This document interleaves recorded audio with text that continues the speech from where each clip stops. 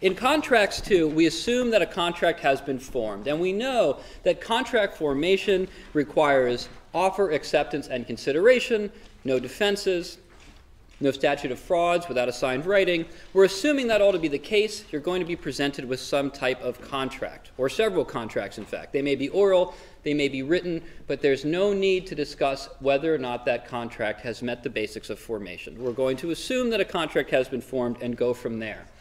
And that will allow you to move right into the topic of interpretation. When interpreting a contract, we ask the question essentially whose meaning prevails.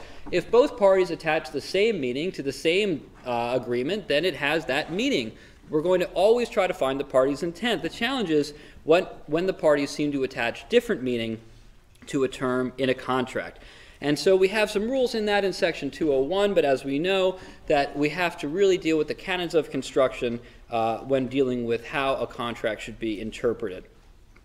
Restatement 203 also gets into the standards of preference. So if we are unable to determine, let's say, what a contract means on its face, we know that we have some ways to proceed through that. We start by express terms. We give preference to express terms. But if we cannot determine the meaning from express terms, meaning applying the canons of construction to the express terms to determine the meaning of the parties based on what they wrote, then we next go to course of performance, how the parties performed in this deal. These parties, this deal, right? Next we go to how these parties performed in a prior deal. Course of dealing, how the parties treated each other in a different deal. That's a little bit further out as we get into our shells. And then usage of trade, how other parties dealt with in other deals. And so that makes sense. We deal with this contract's express terms, apply the canons of construction, how the parties performed under this contract to interpret what it means, how the parties performed in a different contract, and then how parties generally perform in similar contracts. Those are the standards of preference and interpretation. And the UCC 1303 says essentially the same thing. Our case here, which came to this, was Fregaliment, our chickens case, sort of a classic old case. You don't need the case per se. It was more illustrative, but it is an illustration of sort of a loosey-goosey, if you will, application of these standards of priority. Then we got into the hardcore canons of construction. I presented 12 canons and one bonus one to you, contra preferendum, wave a wand and construe it against the drafter. And what we learned in this was essentially these 12 canons, and they're summarized and condensed in 202 of the Second Restatement of Contracts. So you can take a look at 202 as giving you some guidelines, but remember, we learned canons that were not in 202, so you can use 202 as a starting point, but we discussed some other canons as well as construction against the drafter. Now, construction against the drafter is not truly a canon of construction. It is a matter of public policy, and so the Restatement Section 206 addresses that. We have a case on point here. The case that we dealt with when dealing with canons of construction was Clapp.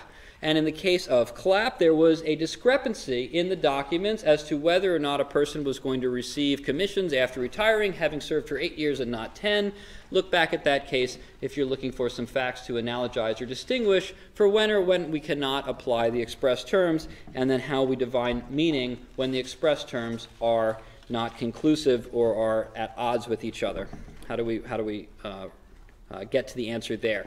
Next, we looked at extrinsic evidence, right? The contract itself, what's on the page, that's intrinsic evidence. It's inherent into the contract, but a contract, a writing cannot prove itself, so it's said there's always some extrinsic evidence. We come to words on a page with an understanding of those words from our experience in reality, and the experience of the parties may be different from ours, and so sometimes we can apply extrinsic evidence, evidence of things that happen outside of the contract, to understand what this contract means. And so we see that there are sometimes usages that are relevant to interpretation. Restatement 220 talks about those, including, and this is the Nanakuli case in particular, 222 usage of trade. We might say that two parties who are operating in the same trade, who are both doing business in a similar type of good, have some knowledge of how things are done in that trade, and so how a term is used in that trade will be relevant to understanding what the parties meant in a contract. We also can use the extrinsic evidence of course of performance and course of dealing. We had three cases here. How do you deal with three cases? Well, they painted a spectrum for you. On the one hand, CNA construction strictly held that the contract was express. The terms were not ambiguous on their face, and so the discussion ended there. However, most courts will follow the PG&E line of reasoning that a contract cannot prove itself, and therefore extrinsic evidence is admissible to determine whether or not there is a latent ambiguity. PG&E was our latent ambiguity case, and so look to that to understand when a latent ambiguity can force the court or require the court to admit extrinsic evidence, outside evidence, to determine what a term in a contract means. And then finally, on the far end of the spectrum, another outlier case was Nanakuli Paving, which said we will always admit usage of trade. That does not seem to be the majority position, but if you're advocating for a client, you got to find a case that works for you. So be prepared to work with 3 different cases and think about which one makes sense in this case. You're going to have to use that higher faculty of reasoning and analysis to decide which case should apply here and argue persuasively for one of the 3 rules, depending on which side you'll take. Now, of course, you're taking both sides, so best way to do it, think about it this way. One party will probably prefer CNA. One party will probably prefer Nanakuli, depending on whether or not they want to keep extrinsic evidence out. CNA keeps the extrinsic evidence out. Nanakuli always gets it in. If one party wants one thing, one party wants the other, one will cite to one case, one will cite to the other. You should be aware of that. Of course, courts will mostly take the mainstream approach in PG&E. Now that's extrinsic evidence, which is somewhat different than parole evidence. Parole evidence, extrinsic evidence is when we admit outside evidence to say what a contract means. Parole evidence is when we admit outside evidence to change or add to a term in a written agreement. Now this is important because the parole evidence rule only applies where we have a writing. An oral agreement does not have parole evidence issues. So when we have a writing, we ask some questions as to whether or not extrinsic evidence can come in where that evidence is offered to add or modify a term. Now, add or modify a term means that it has to be something that would be included in that agreement. So first we dispense with collateral agreements.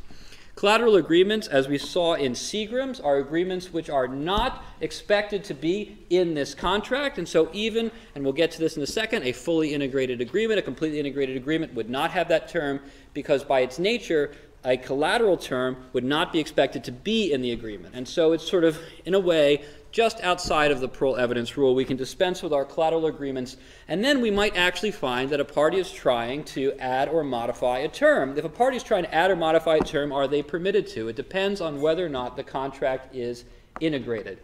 There are 2 types of integration, one inside the other in the Venn diagram here, right? We have a partial integration, meaning that the terms are final, or we have a complete integration, which means that the terms are not only final, but exclusive. Complete and exclusive. And so those are synonyms. You can use either, although if you want to be really specific, remember that the UCC uses one set of terms, the restatement uses another set of terms, but the concepts are the same.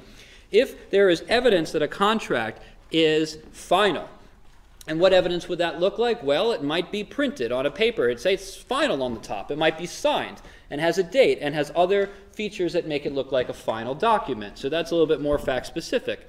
Or it might actually be complete and exclusive. Now, the usual way we find something's complete and exclusive is it has a little feature called a merger clause or an integration clause where it says in the contract, this contract is a complete and exclusive statement of the agreement between the parties pursuant to all the terms contained herein or something to that effect. And so the best evidence of a complete integration is a merger clause. The absence of a merger clause is fairly compelling evidence that something is not complete and exclusive. Of course, we did see a case where we had 3 contracts. They all claimed to be complete and exclusive. Not possible for 3 things to all be the only thing, and that was a weird case in which the merger clause did not provide conclusive evidence of a complete integration. We also had a case where a person was duped. This is the Sierra Diesel case where an integration clause was in a sales agreement, but the person did not understand what that clause meant. This, again, was a corner case, a weird case, right? And we have 2 weird cases that essentially smush together and prove the rule. What's the rule? Read United Auto Workers for the rule, that generally an integration clause is going to be effective. And we saw that in that case, right? And that's the general rule, that an integration clause is going to be our best evidence. We're probably not going to find that something is completely integrated without an integration clause. Okay, so just to get it right, whether the agreement is integrated is a matter of interpretation. So for determining that, we're going to apply exactly those rules we talked about before, right? Yes, to repeat the question, whether a contract is integrated is a matter of interpretation, and so the canons of construction, all the other interpretation rules apply to the merger clause to determine what the merger clause means. And so, of course, it's possible that something that appears to be a merger clause does not effectively integrate the document because it conflicts with another provision in the contract, for example, or has some other reason to be inappropriate. Here, in the case of Middletown, we had 3 agreements, and we tried to interpret that. It didn't make sense. We couldn't square that circle.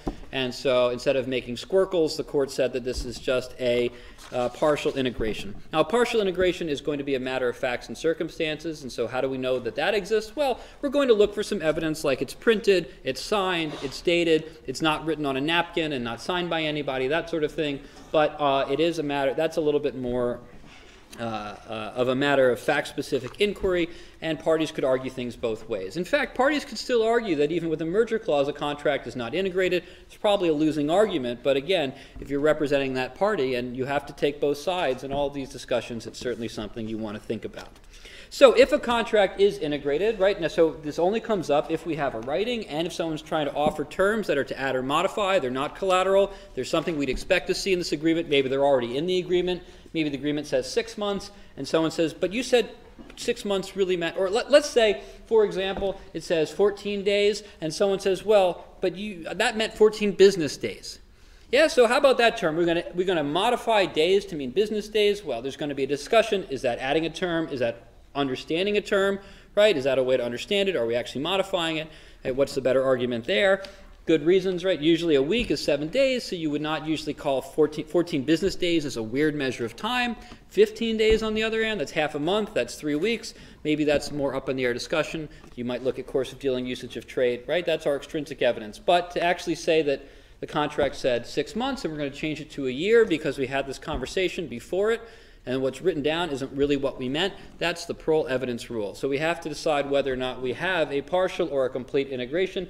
If we have a partial integration, we do not admit terms that change those final terms. What is a partial integration? It means the terms are final. If the terms are final, we don't change them, right?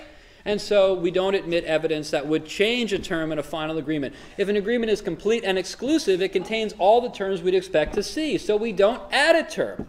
Why would we add a term? If the agreement is complete, we don't add anything to it. You don't add to complete things. So there's the logic there. So you first understand what is the nature of the document, then what is the evidence trying to do, and then we decide whether it's admitted. And we have 3 cases that deal with that as well.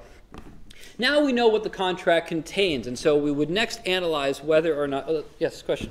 For the Perl evidence rule, we have to have a written contract, but does the evidence seeking to be admitted, can that be written to you, or does it have to be oral? The evidence, so if you have a writing and someone's attempting to admit additional terms, that's a Perl evidence issue. That additional evidence can be written, it can be oral. Contemporaneous or prior written or oral statements. Right? So what is the Perl evidence rule? It's a rule that bars admission of evidence of prior or contemporaneous oral or written agreements that would add or modify a term in a complete or partially integrated agreement. Next we look at then implied terms, because now we have an idea of what the contract says. We've either added terms or modified the terms, and we have some concept of what the terms are in the deal. And so now we have to understand whether the parties performed, and we start blending our conversation into something that is sort of interpretation, sort of performance, because the nature of these terms, whether namely their promises or conditions, depends, it really will affect whether or not the other party has a duty to perform. And so we first understand that there are going to, no, we're not there yet. I apologize. We haven't figured everything out because there are implied terms. Let me take a step back. We know what is written down in the contract. Now we ask, are there some additional terms that will be implied in fact or in law? Then we'll get to whether or not those are terms or conditions. So we might have terms that are implied from circumstances, and this can happen in 2 instances. Terms can be implied in fact. Look at Congregation B'nai Yitzhak versus Rabbi Jacob, I believe it was. Right, we're an action by a rabbi against a synagogue for failure to provide an Orthodox tradition of a separation, a mechitza, between the genders during a service, and he claimed that it was part of the deal because it should have been understood that they would both operate under Orthodox law. The court found that was a term that was implied in fact because the parties had actually discussed it, because it was written in a charter because the nature of the transaction led one to believe that should be in the deal. In Methodist Home, we saw something similar, but the parties never talked about whether old Bertha would die during her 2-week trial period, and she did die, and so whether or not her death during the trial period meant that her family got the money back or the home got to keep the money depends on whether or not we have a term implied in law. Why not in fact? Because the parties never actually contemplated this. We can't get the intent of a dead person. We can't get a Ouija board and bring her up on the trial stand. This isn't Louisiana, so courts won't admit that type of evidence here in Pennsylvania. And so I'm kidding. Although I think there is some evidence that there are some state courts in Louisiana which have admitted Ouija board evidence. But that's for evidence class with Professor Mortier next year. You can have fun with that one. And so what do we know from this? We know that we're going to imply certain terms from law as well, because we could not ascertain the intention of the parties, right? We could not actually determine what Bertha had wanted, and so the court looked at other cases, what was reasonable in the circumstance, to try to make a decision, and maybe what we saw a bit there was contra preferendum, construction against the drafter, against the home. Question? All right. So one of the most important implied terms in a contract would be the duty of good faith and fair dealing, which is implied in all contracts. The duty of good faith and fair dealing is implied in all contracts, and the restatement makes this point in 205, and the UCC does it in 1304, and defines good faith in 1201b20. The case of Lady Duff Gordon was sort of a famous old case that sort of set this up, and basically what it said, this is actually a case that we could have read in the consideration doctrine as well, because it wasn't clear whether or not there was an actual mutual exchange. One party did not necessarily have to do anything. Was it an illusory promise? Well, it wasn't an illusory promise, and therefore there was consideration because the party had to make good faith efforts to make his part of the deal come to pass. And so as a result, we saw there was an implied duty of good faith in that contract. And then we got a little more specific. We talked about a case called Market Street Associates, where a party did not mention to, was it GE Capital, who refused to make loans for less than $7 million and didn't mention to them that there was a term in their contract, and were they trying to sneak something under the rug? Well, interestingly, that actually went back on remand for fact-finding, because even if it's GE Capital, you can't try to fake them. You're in a relationship with your counterparty. We talked about this on Valentine's Day, and that was sort of the theme there, right? It's a type of a relationship with the contract party, and so you have a higher duty when you're in that relationship than before you're in that relationship. That applied specifically in the case of output and requirement contracts. And so what were these cases here? We had Feld and we had Hess. Feld is the crushed breadcrumbs company, and so a person agreed to buy all of the crushed toast or breadcrumbs that someone would produce for 6 cents a bushel, a barrel, a unit of breadcrumbs, what have you. Tuppence for the birds. And so this company decided that they weren't making a profit, so they shut down operations completely, produced nothing, and said, well, we're not producing anything, we don't have to sell you anything. But if you pay us a penny more, we'll start operations back up. Well, that's not really acting in good faith and fair dealing. You can't reduce your requirements to your output to zero in order to squeeze an extra penny out of your counterparty. You're in a relationship with that party. That's not comporting with good faith and fair dealing. Hess was sort of similar, except it was on the buyer's side. And so a company had a contract to purchase as much fuel oil as they needed to I assume, heat their building for, I think it was $2.14 a barrel. Oil went up to $4 a barrel. They 67% increased their orders because they were reselling the oil. Yeah, and so they weren't actually using the oil, and so that wasn't good faith and fair dealing. And the UCC specifically says in 2306 that the outputs or requirements that are actually produced cannot be unreasonably disproportionate to estimates that are stated. Priority of analysis, terms implied in fact versus terms implied in law. Terms implied in fact versus terms implied in law. Terms implied in fact always have higher priority than terms implied in law. We always try to figure out the party's intentions. Only when the party's intentions are nebulous or unclear or unenforceable for other matters of public policy do we go to matters implied in law. We're always going to try to get the parties the benefit of the bargain that they struck before we try to figure out what's sort of good for society on some sort of higher level, because our fundamental assumption is that when parties enter into a contract, they do it to make each other better off, thereby making society better off. So we mostly try to focus on what they intended, but if we can't do it and we still want to have a contract that we enforce, we can imply them in law, including whether or not you have the right to increase or decrease how much crushed toast or how much oil you are selling or ordering under an outputs or requirement contract. We also specifically talked about the duty of good faith in exercising termination rights. UCC 2309 has some specific provisions about this. basically what it said is that you can't terminate a contract in bad faith. And so we saw that in the case of Alcoa, where Alcoa, our friendly neighborhood aluminum siding manufacturer, had an exclusive distributorship, and I believe it was New Jersey. And in order to get the most value out of the distributorship before they canceled the exclusive, they made some promises, essentially. They said, keep staffing up, open a bigger warehouse. This is going to be a bumper year for aluminum siding in New Jersey, for whatever. And in fact, at the last second, they said, oh, and by the way, there's 5 other distributors opening up here, and your profits are going to go to 0. And so that wasn't operating in good faith and fair dealing, because in a contract, you're in a relationship. That's not the way you treat someone you're in a relationship with. And so the court found against Alcoa. Now, in that particular case, it was an oral agreement. Why was that okay? It was a sales agreement. Yeah, so it was not a sale of goods for $500, did not require signed writing, and in fact the parties performed under it, so it could have been a waiver of the statute of frauds, but whatever. That was last semester, this is now, and so what do we have to know now? Well, there was an implied termination clause, and that was implied in law because it would be sensible for the parties to have a termination clause. They never discussed it. It wasn't something that came up, but contracts are not expected to last forever between commercial parties like this. An exclusive distributorship is not necessarily a lifetime exclusive to distribute all the aluminum under any circumstances in New Jersey. So the court implied this term, but also that implied term was bounded by the duty of good faith and fair dealing, and it was not abided by in that case. Kestar is the other case involving termination rights as well.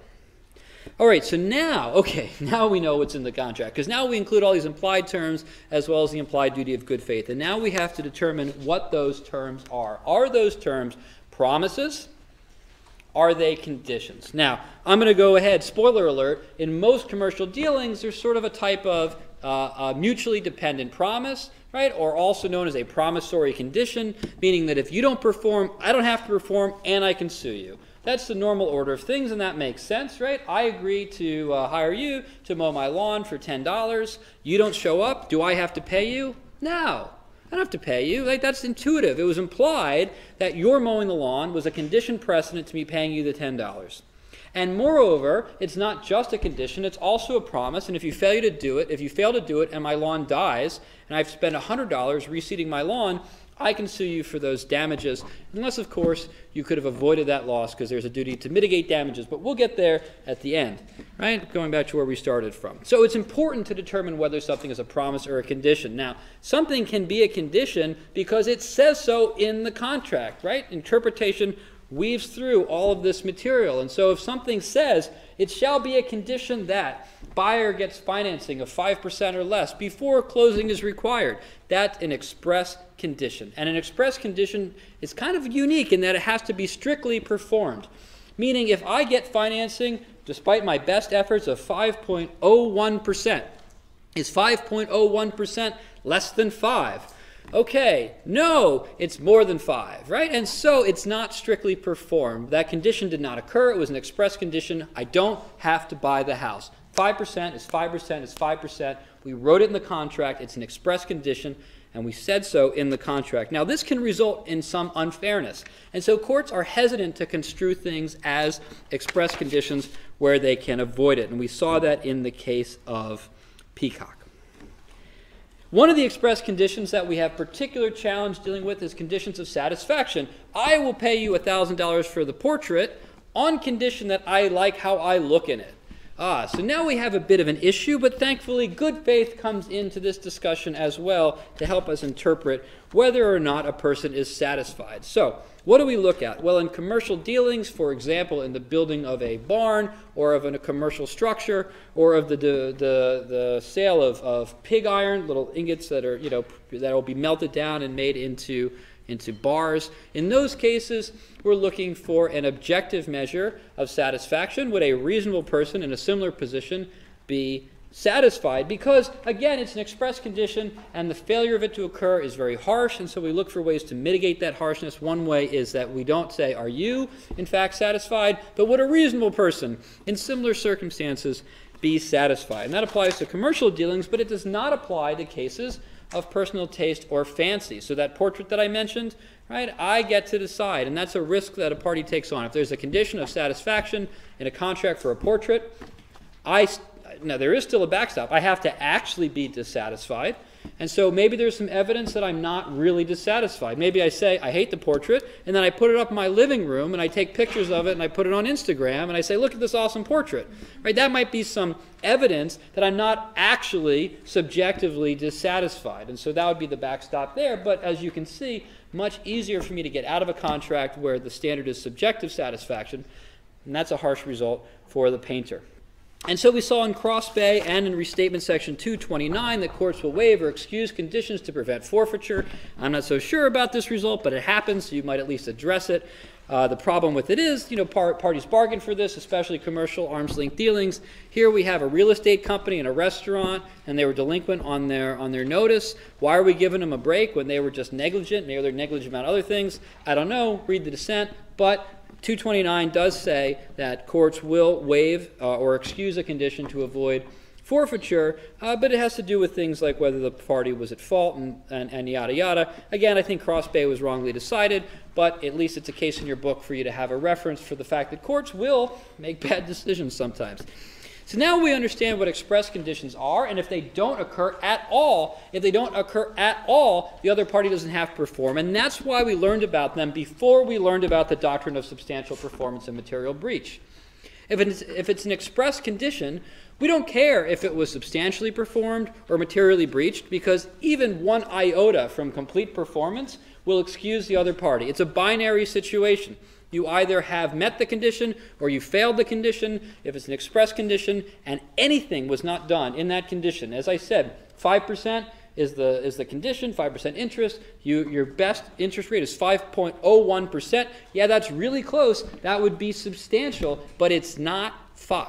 And so it doesn't meet that standard. So if you're dealing with an express condition, you don't have to think that much about whether or not it was substantial performance, but you don't do the 241, 242 analysis, because even one iota of breach will make that condition not available.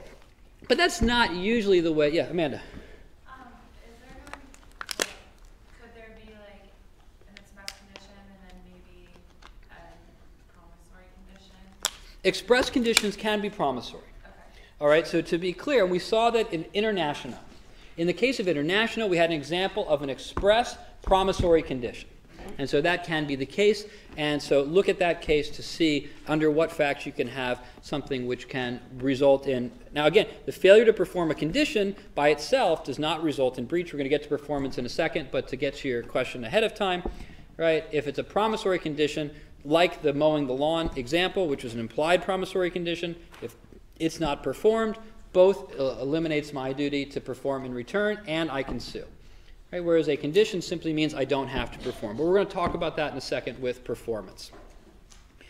The more common thing is implied conditions, and Section 227 talks about standards of preference with regard to conditions. We looked at an old case called Kingston, where Lord Mansfield wrote about the Kingston Covenants and developed sort of 3 different categories. You can use that language. You can use whatever concepts from the readings that make the most sense to you. But essentially, there are 3 different states of the world, and I'll give you the default state first. The default state under most commercial agreements, as the restatement will accord, is that in general we have mutual promises, right? So that way, I'm going to pay you to mow my lawn, and you're doing it for $10.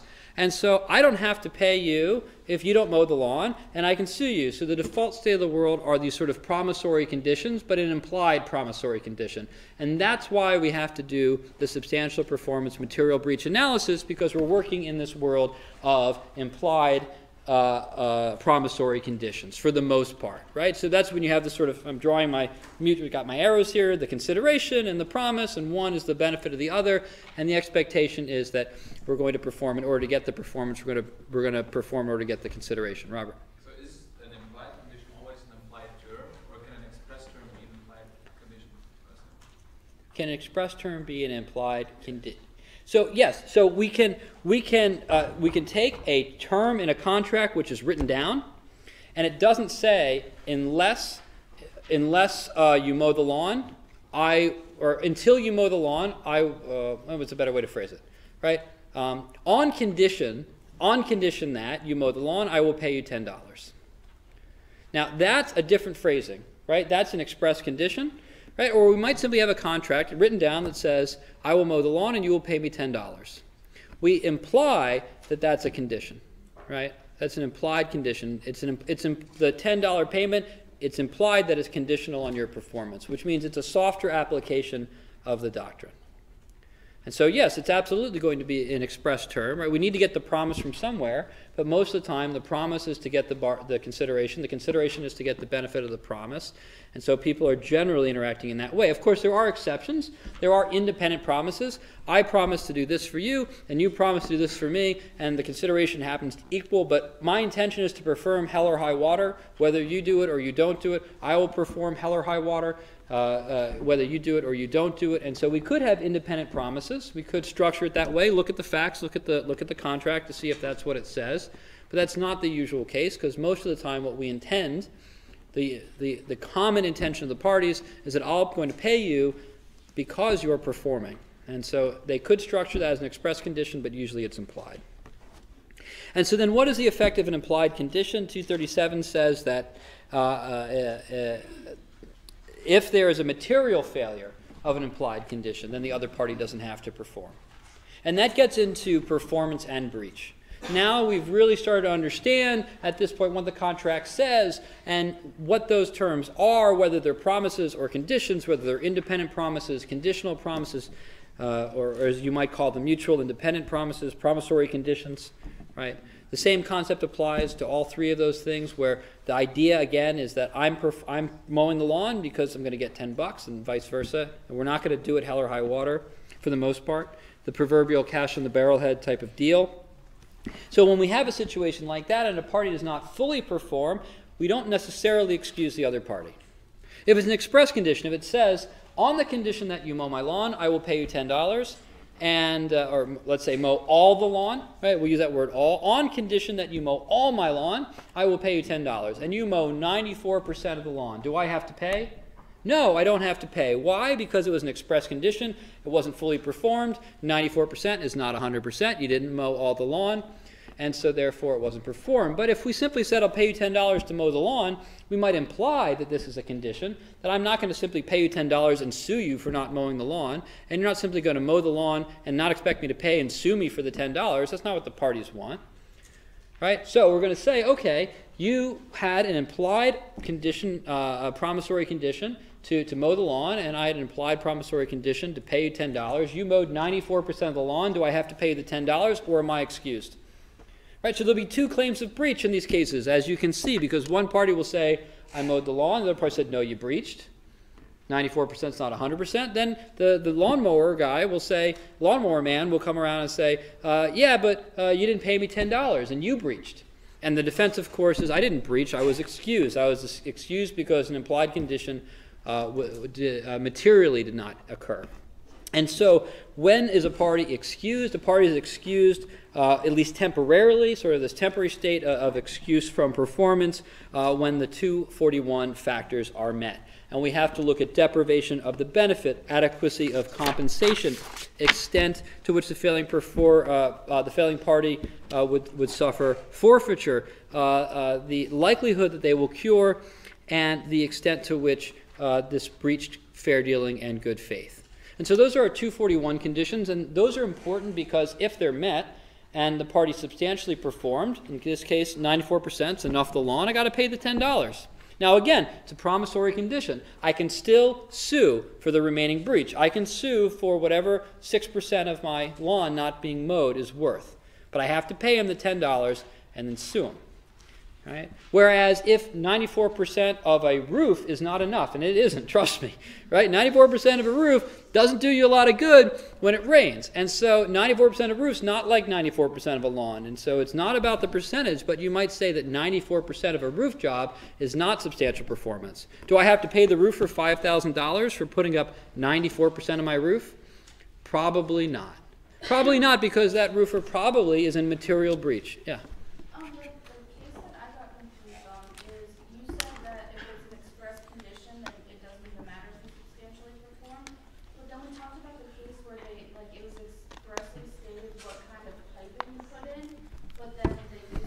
Ah, yes, my favorite case, Jacob and Young v. Kent, where the express condition wasn't performed and Cardozo made the party pay anyway. How do we deal with Jacob and Young v. Kent?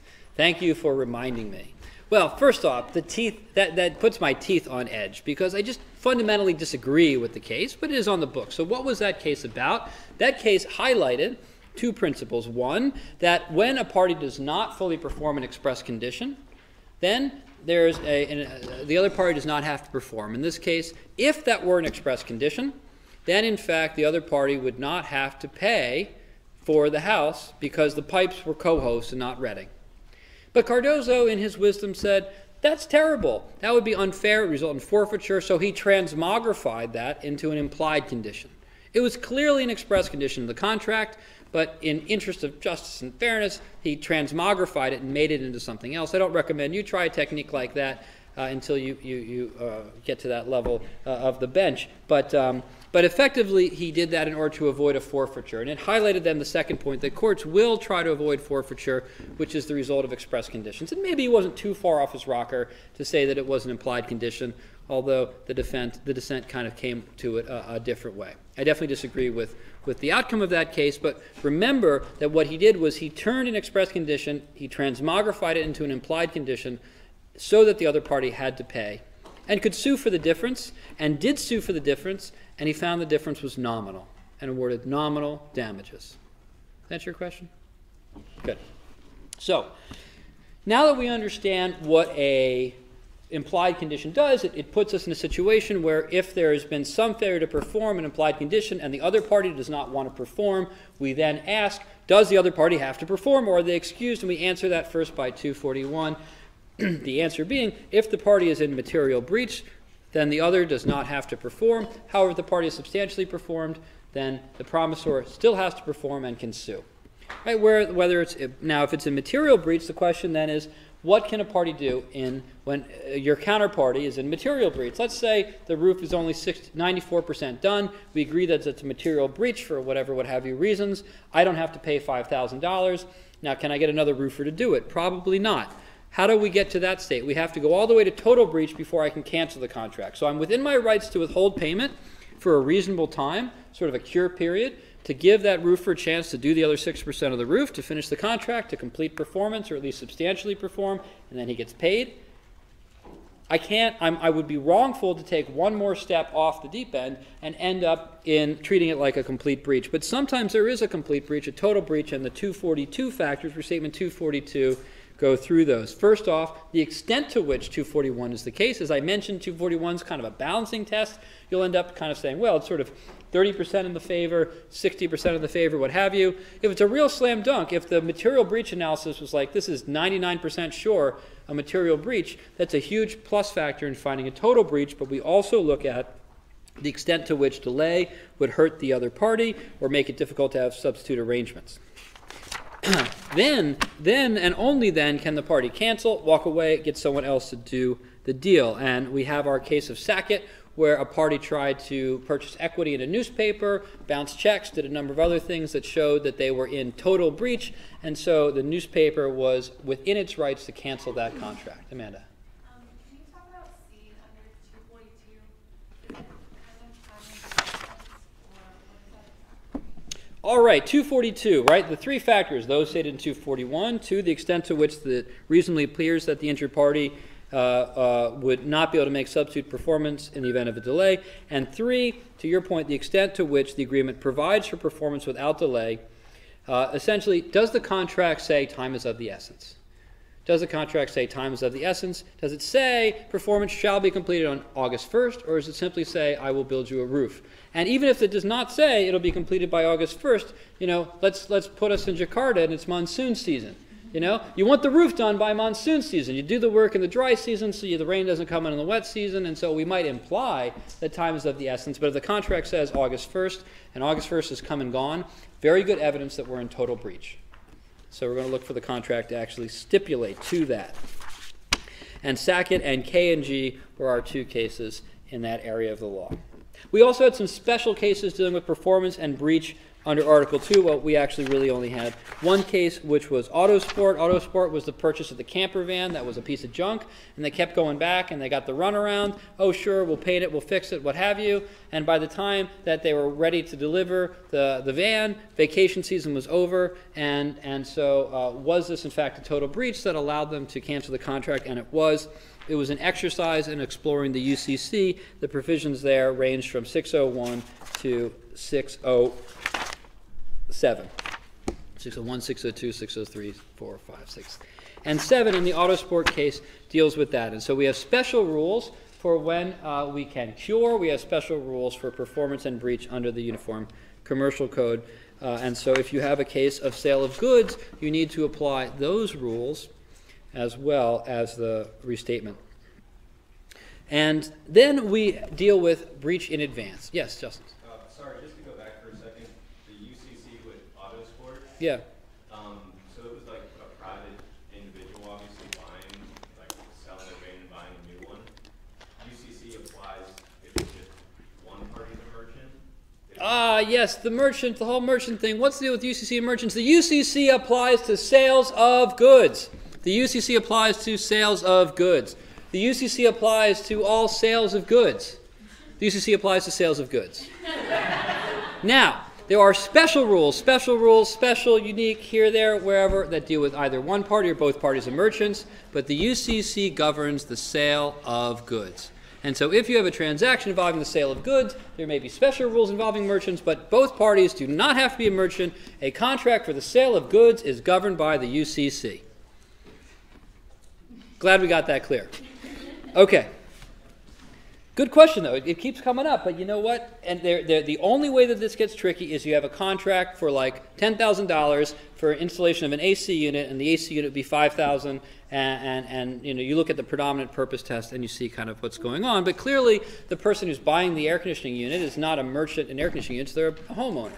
And so you're not going to find merchants on both sides. But as we saw in the end of last semester, there are special merchant rules. Robert, question? Good? Yeah, no, I think it's good. All right. Next, we have sort of advanced breach, breach in advance, also known as repudiation, throwing up your hands and walking off the job. You know, I'm out of here. I'm done with teaching. You know, so sue me, right? And so a repudiation is a statement by an obligor to an obligee stating that they will commit a breach. And then the question is, if I say to you, I am going to breach that agreement, there is no way I'm going to mow your lawn. Do I have to sit around and wait for the grass to die? Or can I cover? Can I get substitute performance? Well, as we learned in dealing with remedies, we actually have a duty to cover. And so, yes, there are some rules here. And so we saw a couple cases involving repudiation. First, we had Minweld. What was Minweld about? Well, that was about what is repudiation, defining repudiation, identifying repudiation. Restatement 250 talks about it, when a statement or an act is a repudiation.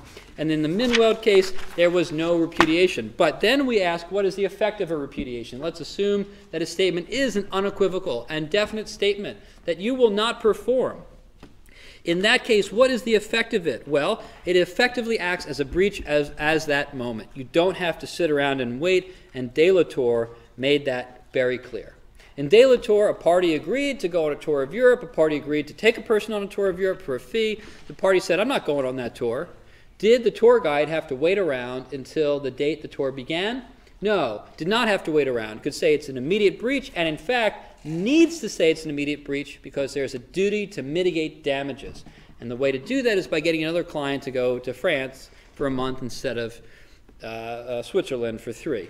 At least there's less harm, less damage. There's a duty to mitigate damages. Now, that's repudiation, and we also have some particular UCC provisions about repudiation, so look at 610 and 611. 610 in the UCC deals with this concept, anticipatory repudiation, which in my mind is redundant because it's always anticipatory, right? That's its nature. It's before the time for performance is due. That's in the definition. But fine, we can have that helpful reminder, anticipatory repudiation or repudiation. And then 611 reminds us that it can be retracted. I'm not going to sell you that pig iron and then a week later call you up, oh, actually, it's ready for delivery. Right? Now, we have some special rules there. Did the party materially change position? Once I tell you I'm not selling you the pig iron, you can go get it from somebody else. In fact, you have to try to get it from somebody else to not pile up damages. Once you've changed your position, I can no longer retract that repudiation, but I have limited rights to retract repudiation. See UCC 2611. Now, sometimes a party makes something that is not an unequivocal statement, something more equivocal, something that you're not as sure. Was this a repudiation, or was this just something that made me a little nervous, or even maybe some actions that are inconsistent with ability to perform, like maybe being bankrupt or bouncing checks or getting a bad reputation for spending too much time at the races and not enough time at your business, or what have you. And so there are some things a party can do or say which will give the other party reasonable insecurity. Reasonable insecurity, and then when a party has reasonable insecurity that the other party won't perform, they get a special right. They get the right to demand assurances. You make me insecure, I demand assurances. Now, what assurances can I demand? I can only demand assurances that are equivalent to the amount of insecurity that I have. If I demand more, you don't have to give it to me, right? You only have to assure me to the extent that I was reasonably insecure. So there's a little bit there. Section 251 of the restatement talks about when a failure to give assurances may be a repudiation, and if it's a sale of goods, section 2609 talks about the right to adequate assurance of performance for sales of goods. The case there was Spry, and in the case of Spry, it was a case that dealt with merchants, and the merchants had unreasonable grounds for insecurity, and so please look at that, as well as that also dealt with some common law principles. That was the Arizona iced tea case, as you might remember, where the guy was essentially insolvent and wanted to order $400,000 worth of product. Did they have to perform under that contract? Well, no. He was not really there. All right, so those are all ways that a breach can occur. It can occur in advance. They can occur at the time performance is due, and so anticipatory repudiation and reasonable insecurity happen before the time for it to be due. At the time performance is due, we do a different analysis on whether or not we have a material breach or a total breach. Now, even if a party does not perform, we don't necessarily get to sue them. And so the main reason why a party would not be able to be successful in a lawsuit, even when a real contract isn't performed, is because performance is excused. And so how could performance be excused? Well, there are really two main doctrines. We looked at the impossibility doctrine in Taylor and Unk, but it really grew into a broader bifurcated doctrine of, on the one hand, impracticability, and on the other hand, frustration of purpose. And impracticability is usually when a seller, in fact, the UCC specifically talks about impracticability in terms of sellers and uses the language seller to discuss impracticability in 2615. The restatement isn't quite so clear, but impracticability means that it would be unreasonably expensive, 10 to 12x more than you bargained for, to perform under the contract. And so a party does not want to perform the delivery of goods or the rendering of services pursuant to the contract because of something supervening that made it impracticable to perform. And so we have analysis there. We also have the doctrine of frustration of purpose, which is on the buyer's side. It's a little simpler, if you will, where the purpose of the contract has evaporated even though it wasn't the party's fault. And so the classic case of that is Krell, where a party went to see the coronation of King Edward, Charles, coronation of the king. Yeah, and so you have to see the coronation of the king gets appendicitis, the coronation doesn't happen. You only wanted the room on Pall Mall at 75 pounds a day to see the coronation. And we talk about risk allocation, this, that, the other thing, and we find that overall it would be more appropriate to allocate that risk to the renter of the room than the rentee of the room. So we allocate risk when dealing with impracticability and impossibility. And then on the other hand, when we're talking about impracticability, we have to deal with whether the seller has a right to perform. And so the key case for impracticability was transatlantic, where a war broke out, and it was it was like 15% more expensive to deliver some, wheat from Galveston to Iran. And so in that particular case, we saw that it wasn't impractical at all. In fact, performance was actually rendered. But again, the key thing of transatlantic was it brought forth the arguments that one would make if arguing that performance should be excused because of impracticability. And again, the UCC and the restatement have lots to say on this one. Look at restatement sections 261 to 270 for clarity on that, and transatlantic being the key case of when it was not impracticable.